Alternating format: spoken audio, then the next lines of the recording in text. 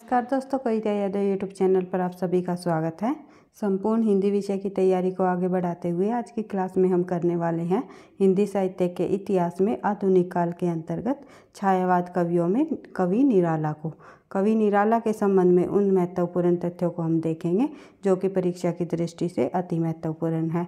DEET+B PGT की पाठ्यक्रम के अनुसार तो हम अपनी तैयारी को आगे बढ़ा ही रहे हैं, साथ ही उन सभी परीक्षाओं के लिए ये क्लास काफ़ी मददगार साबित होगी जिस भी परीक्षा में हिंदी साहित्य से संबंधी प्रश्न पूछे जाते हैं।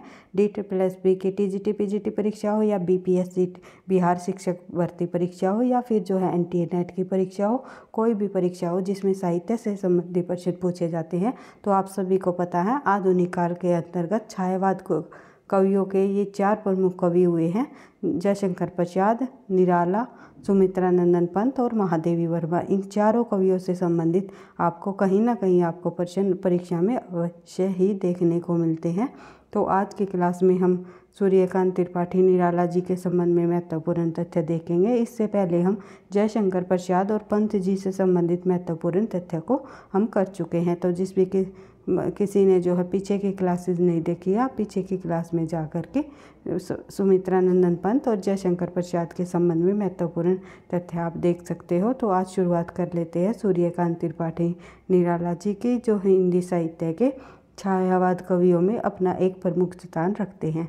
तो बात करते हैं इनके जन्म की। तो 1899 ईस्वी में इनका जन्म हुआ। तो कई पुस्तकों में आपको इनका जन्म जो है 1897 भी देखने को मिलेगा, तो कहीं कहीं आपको 1896 भी देखने को मिलेगा। अगर हम ऑथेंटिक और NCERT की बात करें तो आपको NCERT में इनका जन्म 1899 ही देखने को मिलेगा और उसी के आधार पर हम चलेंगे। अपने तथ्यों को हम उन्हीं के आधार पर करते हुए आगे बढ़ेंगे जो कि ऑथेंटिक पुस्तक है। और बात कर लेते हैं आगे इनकी मृत्यु काल की। तो इनका जो मृत्यु हुई है 1961 ईस्वी में इनकी देहांत हो गया था। 1899 में जन्म और 1961 में इनकी मृत्यु हो गई थी। उसके बाद बात करें इनके जन्म स्थान की, तो महिषादल नामक जो है, महिषादल है भाई, ये महिपादल नहीं, महिषादल नामक राज्य में जो है इनका जन्म हुआ, जो कि बंगाल में है। ये एक महिषादल, एक बार इनका जन्म जो ये महिषादल है, इनको एक बार आप चेक कर सकते हो। आई थिंक महिषादल नामक राज्य है, तो बंगाल में इनका जन्म हुआ। निवास स्थान रहा गडाकोला भी जो है बंगाल में ही है। उसके बाद बात करें आगे, निराला को छायावाद, प्रगतिवाद और प्रयोगवाद 3 आंदोलनों का पथ प्रदर्शक भी माना जाता है। यानी कि तीनों आंदोलनों का कौन कौन से, तीनों वादों का कौन कौन से, छायावाद, प्रगतिवाद और प्रयोगवाद, इन तीनों आंदोलनों का पथ प्रदर्शक भी निराला जी को कहा जाता है कि निराला जी ने छायावाद संबंधी कविताएं भी लिखी है और प्रगतिवाद संबंधी भी, और प्रयोगवाद में भी उन्होंने अपना एक महत्वपूर्ण योगदान दिया है। उसके बाद बात करें आगे, ये छायावाद रुद्र महेश माने जाते हैं। यानी कि ये छायावाद के रुद्र और महेश माने जाते हैं। रुद्र अथवा महेश नाम से जाने जाते हैं। छायावाद का ब्रह्मा जयशंकर प्रसाद को कहा गया, तो छायावाद का विष्णु सुमित्रानंदन पंत को कहा गया, और निराला जी को कहा गया छायावाद का रुद्र या महेश।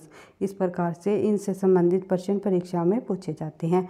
तो देख लेते हैं, हिंदी साहित्य जगत में निराला के लिए महापुराण शब्द का प्रयोग भी किया। तो हिंदी साहित्य जगत में जो सुमित्रानंदन पंत जी के बाद जब हम कवि को पढ़ रहे हैं निराला जी को, तो निराला जी के लिए किस शब्द का प्रयोग किया गया? महापुराण। और सुमित्रानंदन पंत को क्या कहा गया था हिंदी साहित्य जगत में? प्रकृति का सुकुमार कवि, प्रकृति के चितेरे कवि। और निराला जी को जो है हिंदी साहित्य में महापुराण का संज्ञा दी गई। ये आपको ध्यान रखना है। हर एक प्रश्न को एक दूसरे से रिलेट करते हुए कि किस कवि को क्या कहा गया, किस कवि को क्या कहा गया हिंदी साहित्य जगत में, वे किस नाम से प्रसिद्ध हुए। बढ़ते हैं आगे, देख लेते हैं। गंगा प्रसाद पांडे ने महापुराण निराला जो आलोचना पुस्तक लिखकर नाम प्रदान किया है, यह नाम प्रदान किया है। यानी कि महापुराण जो नाम दिया है वो गंगा प्रसाद पांडे ने महापुराण निराला नामक आलोचनात्मक पुस्तक लिखकर प्रदान किया है। यानी कि ये पूछा जा सकता है कि महापुराण निराला जो पुस्तक है, एक आलोचनात्मक पुस्तक है, वो किस लेखक के द्वारा लिखी गई? तो गंगा प्रसाद पांडे जी ने महापुराण निराला नामक पुस्तक लिखी। उसके बाद हिंदी कविता के छंदों की परिधि से मुक्त करने वाले कवि माने जाते हैं, अर्थात इनको मुक्तक छंद के प्रवर्तक भी कहा जाता है। यानी कि अगर ये पूछ लिया जाए हिंदी जगत में मुक्तक छंद को प्रवर्तक किस कवि को माना गया है, तो हिंदी जगत में जो है छायावादी कवि निराला जी को मुक्तक छंद का प्रवर्तक माना जाता है। इन्होंने छंदों से मुक्ति की बात कही है, अपनी कविताओं में छंदों से मुक्ति दिलाने का प्रयास किया है। बढ़ते हैं आगे, देख लेते हैं। मुक्तक छंद को केचुआ छंद या रबड़ छंद भी कहते हैं। कई बार पूछा जाता है केचुआ छंद या रबड़ छंद किस छंद को कहा जाता है, किसकी कविताओं में मिलता है? तो ये केचुआ छंद या रबड़ छंद जो है निराला जी की कविताओं में हमें देखने को मिलता है, यानी मुक्तक छंद को कहा जाता है। बढ़ते हैं आगे। अगला तथ्य हमारा, रामविलास शर्मा ने इसको ओज और औदित्य का कवि भी कहा है। रामविलास शर्मा जी ने निराला जी को क्या नाम दिया है? ओज और औदित्य का कवि। उसके बाद ये विवेकानंद जी को अपना आध्यात्मिक गुरु मानते हैं। किसे मानते हैं आध्यात्मिक गुरु निराला जी? विवेकानंद जी को। उसके बाद इन्होंने मतवाला और समन्वय नामक 2 पत्रों का भी संपादन किया है। कई बार पूछा जाता है निराला जी ने किन किन पत्रों का संपादन किया है, या मतवाला का संपादन किसने किया है, समन्वय का संपादन किसने किया है, इस प्रकार परीक्षा में प्रश्न पूछे जाते हैं। तो निराला जी ने मतवाला और समन्वय नामक इन दोनों पत्रों का संपादन भी किया है। मतवाला पत्र का जो मोटो यानी कि उद्देश्य वाक्य मुख्य पृष्ठ पर क्या लिखा गया था? तो मतवाला पत्र का जो मोटो रहा वो रहा, अमिय गरल शशि शिखर रविकर, राग विराग भरा प्याला, पीते हैं जो साधक उनका प्यारा है मतवाला। यानी मतवाला पत्र के संबंध में उन्होंने जो है लोगों को ये इस कविता के माध्यम से ये बताया है कि अमिय गरल शशि शिखर रविकर, राग विराग प्याला, पीते हैं जो साधक उनका प्यारा मतवाला। यानी कि मतवाला सभी का प्यारा है, यानी सभी जो ये मतवाला पत्र है इसके से जो है सभी लोग प्रेम करते हैं। बढ़ते हैं आगे। अगला हमारा जो तथ्य है वो देख लेते हैं। द्विवेदी कालीन जो कवि रहे उनमें इनको सर्वाधिक विरोध का सामना करना पड़ा है। द्विवेदी कालीन कवियों में इनको सर्वाधिक विरोध का सामना करना पड़ा। बढ़ते हैं आगे, देख लेते हैं इनकी प्रमुख रचनाएं। निराला जी की कौन कौन सी प्रमुख रचनाएं रही और उनका क्या प्रकाशन वर्ष रहा, क्योंकि निराला जी की रचनाओं को कई बार क्रम वाइज भी लगाने को दे दिया जाता है NTA नेट के अंतर्गत, या फिर जो है इनका डायरेक्ट सन भी पूछ लिया जाता है। अनामिका का प्रकाशन या परिमल का, गीतिका का, तुलसीदास जी का इनका प्रकाशन वर्ष क्या रहा, तो कुकुरमुत्ता का प्रकाशन वर्ष क्या रहा। तो इस प्रकार से जो निराला जी की सभी कविताएं, जो सभी रचनाएं हैं, ये अति महत्वपूर्ण है, वेरी वेरी इम्पोर्टेंट है, क्योंकि भाई परीक्षाओं में इन सभी रचनाओं को पूछा जा चुका है पहले। कहीं ना कहीं कोई ना कोई जो रचना है किसी न किसी परीक्षा में पहले पूछी जा चुकी है।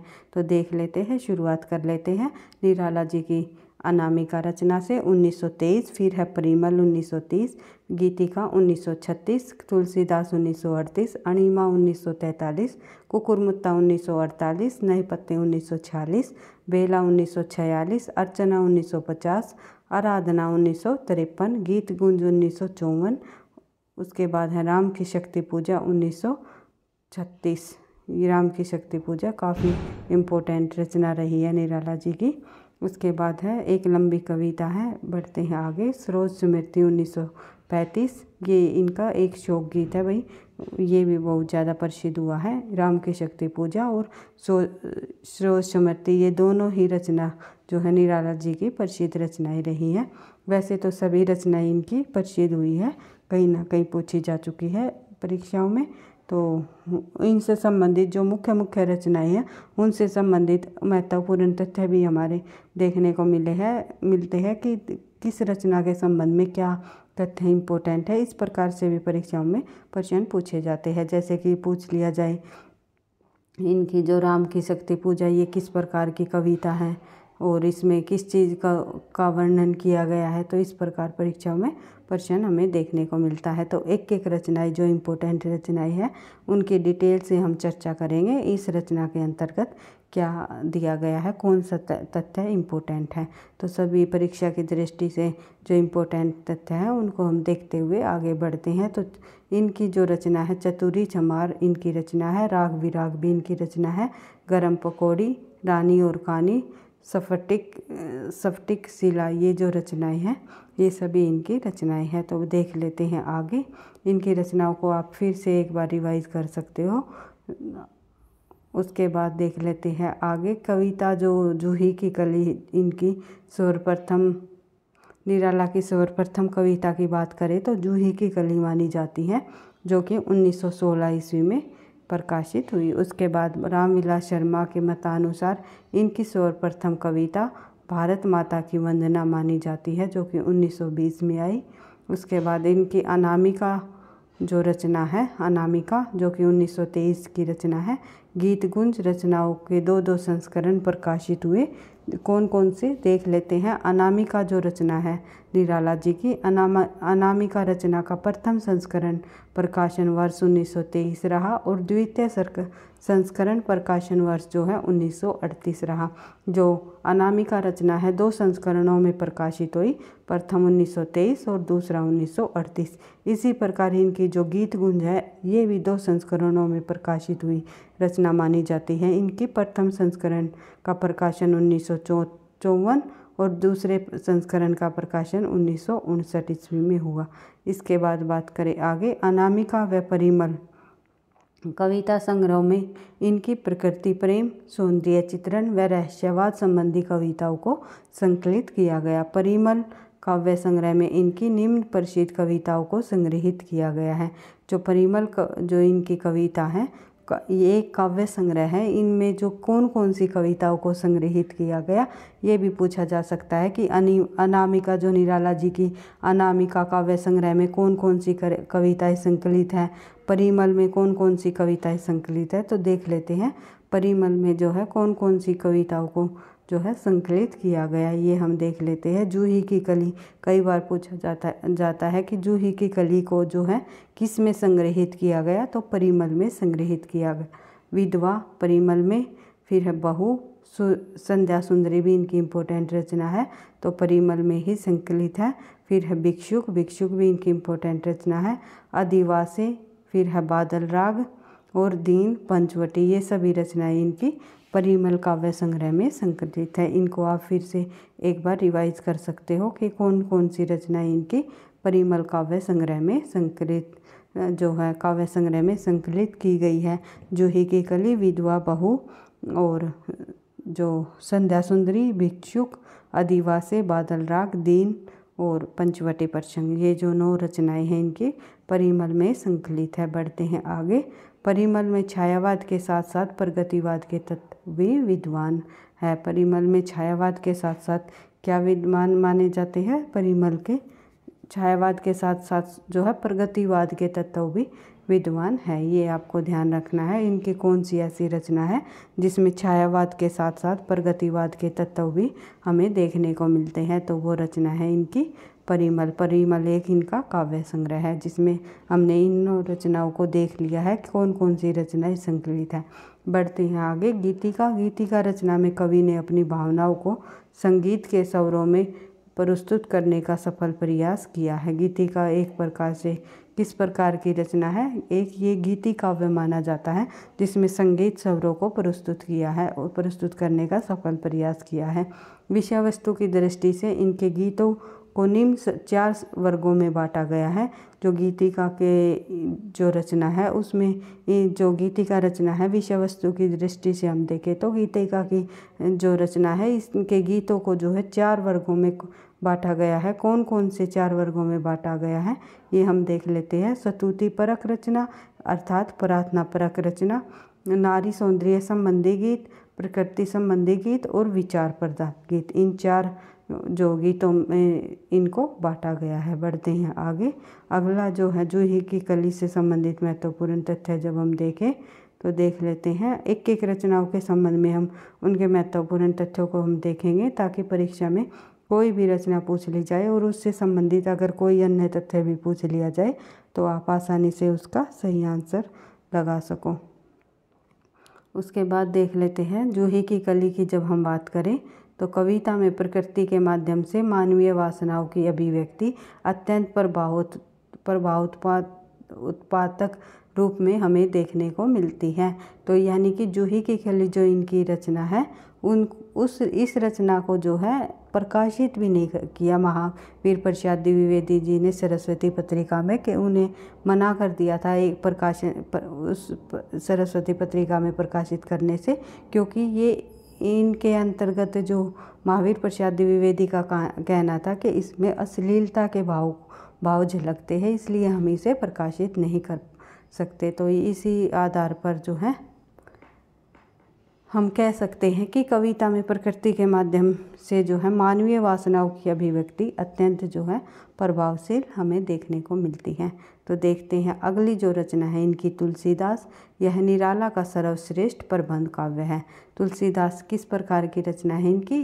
कई बार पूछा जाता है कि निम्नलिखित में से कौन सी रचना जो है इनका प्रबंध काव्य है, तो तुलसीदास इनका प्रबंध काव्य माना जाता है, निराला का सर्वश्रेष्ठ प्रबंध काव्य।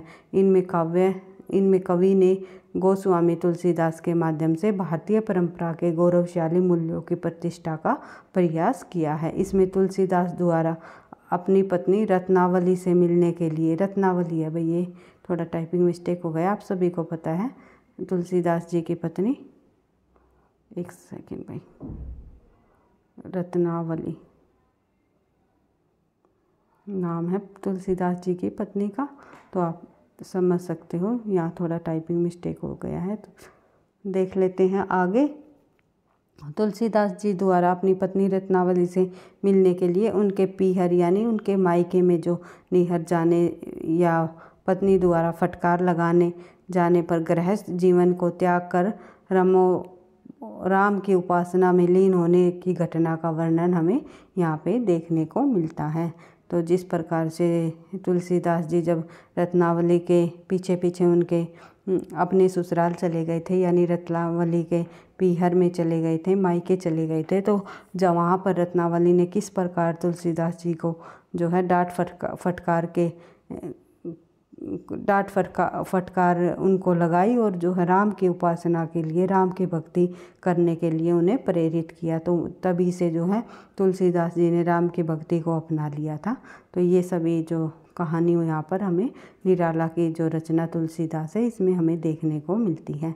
बढ़ते हैं आगे। इसी रचना के लेखन के कारण यह माना जाता है कि तुलसीदास को अपना सर्वप्रिय कवि मानते हैं, यानी निराला जी जो है तुलसीदास जी को ही अपना सर्वप्रिय कवि मानते हैं। अगर ये पूछ लिया जाए निराला जी का सर्वप्रिय कवि कौन रहा है, तो तुलसीदास जी को इन्होंने अपना सर्वप्रिय कवि माना है। फिर बात करते हैं निराला जी की सरोज स्मृति रचना की। तो यह एक शोक गीत है जिसे कवि ने अपनी 18 वर्षीय, कितने वर्षीय पुत्री, 18 वर्षीय, ये भी आपको ध्यान रखना है क्योंकि कई बार आयु पूछ ली जाती है परीक्षाओं में। तो अपनी 18 वर्षीय पुत्री सरोज की करुण स्मृति में लिखा जाने वाला एक शोक गीत माना जाता है। इसे हिंदी साहित्य इतिहास का सर्वाधिक प्रसिद्ध शोक गीत कहा है और इसमें वात्सल्य व करुण दोनों रसों का अद्भुत सामंजस्य दृष्टिगोचर होता है, अर्थात हमें देखने को मिलता है। कौन कौन से रस हमें देखने को मिलते हैं सरोज स्मृति के अंतर्गत? वात्सल्य एवं करुण, दोनों रसों का जो है मेल, यानी कि सामंजस्य का मतलब होता है मेल, दोनों रसों का एक अद्भुत जो सामंजस्य बनाए हुए इस रचना में हमें दिखाई देता है सरोज स्मृति में। बढ़ते हैं आगे। अगला जो हमारा प्रश्न है, अगला हमारा तथ्य है निराला जी की जो रचना है राम की शक्ति पूजा। राम की शक्ति पूजा यह एक लघु प्रबंध काव्य है। यह भी किस प्रकार का काव्य है? एक प्रबंध काव्य है। जिस प्रकार से तुलसीदास जी इनकी प्रबंध काव्यात्मक रचना मानी जाती है, इसी प्रकार से राम की शक्ति पूजा जो है इनका एक लघु छोटा प्रबंध काव्य माना जाता है, जिसमें निराला का ओज अपना पूर्ण शक्ति के साथ प्रस्फुटित होता है। उसके बाद बात करें आगे, इस रचना पर कीर्तिवास रामायण का प्रभाव दृष्टिगोचर होता है। जो कीर्तिवास रामायण है, जो कि बांग्ला कवि कीर्तिवास जी द्वारा रचित ये रचना है कीर्तिवास रामायण, उनका प्रभाव हमें इस रचना में देखने को मिलता है राम की शक्ति पूजा में। उसके बाद यह शक्ति काव्य जिजीविषा एवं राष्ट्रीय चेतना की कविता है। उसके बाद बात करें आगे कुकुरमुत्ता। कुकुरमुत्ता जो है इसमें कवि ने पूंजीपतियों एवं तीखे व्यंग्य किए हैं। इसमें कवि ने संस्कृत शब्दावली का भी प्रयोग नहीं करके उर्दू व अंग्रेजी शब्दों का प्रचुर प्रयोग किया है। इसमें कवि ने सर्वहारा वर्ग की प्रशंसा और धनवानों की घोर निंदा की है। उसके बाद कुकुरमुत्ता जो इनकी प्रगतिवादी रचना मानी जाती है। बढ़ते हैं आगे, इसमें शोषक और शोषितों के दर्शाया है। शोषक व शोषितों के बीच का जो सामंजस्य है, उसको जो है उसके बीच का अंतर है, सामंजस्य नहीं कह सकते भाई हम, उसके अंतर को दर्शाया है। शोषक व शोषक किस प्रकार से एक जो जमींदार वर्ग और एक जो है मजदूर वर्ग आपस में किस प्रकार से जो है उनके बीच अंतर होता है, कि उस कुकुरमुत्ता रचना में हमें देखने को मिलता है। पूंजीपतियों व शोषितों के जो बीच में जो अंतर है, उसमें तीखा व्यंग्य करते हुए निराला जी ने कुकुरमुत्ता की रचना की है। इसमें कवि संस्कृत शब्दावलियों का प्रयोग नहीं किया और उर्दू व अंग्रेजी के शब्दों का प्रचुर मात्रा में इन्होंने प्रयोग किया है। इसमें कवि ने सर्वहारा की प्रशंसा और धनवानों की घोर निंदा की है, यानी कि पूंजीपतियों की इन्होंने घोर निंदा की है और शोषकों की जो है काफ़ी प्रशंसा भी इन्होंने की है। इसमें जो एक कुकुरमुत्ता का पेड़ होता है तो वो होता है शोषकों का प्रतीक, और जो गुलाब का फूल होता है, वो गुलाब का पौधा होता है, वो पूंजीपतियों का जो है प्रतीक माना जाता है। इस प्रकार से निराला जी ने ये रचना लिखी है। बढ़ते हैं आगे, अणिमा। अणिमा, इसमें 3 प्रकार के गीत संग्रहित हैं। कौन कौन से देख लेते हैं। अणिमा में 3 प्रकार के गीत कौन कौन से हैं? एक भक्ति प्रधान, विषाद मूलक, फिर है विचार परक। ये 3 प्रकार के गीत हमें अणिमा में देखने को मिलते हैं। इसमें कवि का दृष्टिकोण अधिक यथार्थवादी और शैली अधिक सरल। आगे देख लेते हैं इनकी जो कविता नए पत्ते, इसमें कवि की 7 व्यंग्य प्रधान कविताओं का संग्रह है। तो 7 व्यंग्य प्रधान कविताओं का संग्रह निराला जी की किस कविताओं में है? तो नए पत्ते में इनकी 7 व्यंग्य प्रधान कविताओं का संग्रह हमें देखने को मिलता है। इस प्रकार से हमने निराला जी से संबंधित महत्वपूर्ण तथ्यों को देख लिया है। उनकी कविताओं से संबंधित जितने भी महत्वपूर्ण पॉइंट बनते हैं उनको भी हमने देख लिया है, परीक्षा की दृष्टि से जो अति महत्वपूर्ण है, परीक्षाओं में पूछे जाते हैं। इसी प्रकार हम जो है हमारी अंतिम छायावादी कवि महादेवी वर्मा जी के संबंध में भी हम नेक्स्ट क्लास में महत्वपूर्ण तथ्यों को देखते हुए धीरे धीरे इसी प्रकार से अधिक प्रश्नों का अभ्यास करते हुए अपनी तैयारी को आगे बढ़ाते रहेंगे। एक हमारा प्रैक्टिस सेट चला हुआ है जिसमें हम टॉपिक वाइज हिंदी साहित्य के प्रश्नों का अभ्यास करते हुए धीरे धीरे आगे बढ़ रहे हैं, जो कि हर परीक्षाओं के लिए बेनिफिट रहेगा, मतलब यूजफुल रहेगा, काफ़ी मददगार साबित होगा। चाहे किसी भी स्टेट में आप परीक्षा दे रहे हो जिसमें भी हिंदी साहित्य संबंधी परीक्षा में प्रश्न पूछे जाते हैं, सभी के लिए उन परीक्षा के PYQ वहाँ पर इंक्लूड किए गए हैं। तो उसका प्रैक्टिस सेट के आधार पर भी हम जो है तैयारी को आगे बढ़ा रहे हैं, और साथ साथ जो है महत्वपूर्ण प्रश्नों को PYQ को हम लेते हुए विद सॉल्यूशन के साथ प्रश्नों को करते हुए हमारी एक सीरीज चली हुई है, जो कि प्लेलिस्ट मैंने बनाई हुई है हिंदी के प्रश्नों से कि आपको एक प्लेलिस्ट मिलेगी, उसमें आपको विद सॉल्यूशन के साथ हिंदी साहित्य के संपूर्ण हिंदी साहित्य के महत्वपूर्ण प्रश्न आपको देखने को मिलेंगे। एक प्रश्न के साथ आपको कई सारे तथ्य आपको वहाँ पर देखने को मिलेंगे, ताकि तथ्यों की आपकी बार बार रिवीजन होने से जो है आपकी परीक्षा तक अच्छी तैयारी हो जाए। और साथ साथ जो है पाठ्यक्रम को भी लेकर के हम जो धीरे धीरे आगे बढ़ते रहेंगे। संपूर्ण हिंदी साहित्य से संबंधित तैयारी को आगे इसी प्रकार से बढ़ाते हुए हम अपनी तैयारी को जो है करते रहेंगे। लेकिन आपका इसके लिए आप लोगों का सपोर्ट चाहिए, आप लोगों का साथ चाहिए, आपका एक कमेंट और एक लाइक भी चाहिए। तो आपके लाइक और कमेंट से मुझे नेक्स्ट क्लास बनाने का और अधिक मोटिवेशन मिलेगा।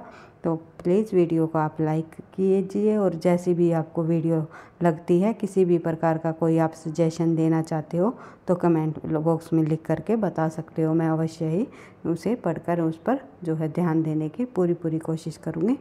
तो वीडियो पसंद आई तो फिर एक बार से कहना चाहती हूँ, लाइक करना सॉरी भाई, दोस्तों के साथ शेयर करना, चैनल पर पहली बार हो तो सब्सक्राइब कर लेना, ताकि नोटिफिकेशन आपको समय पर मिलता रहे। पढ़ते रहना, आगे बढ़ते रहना। थैंक यू, धन्यवाद।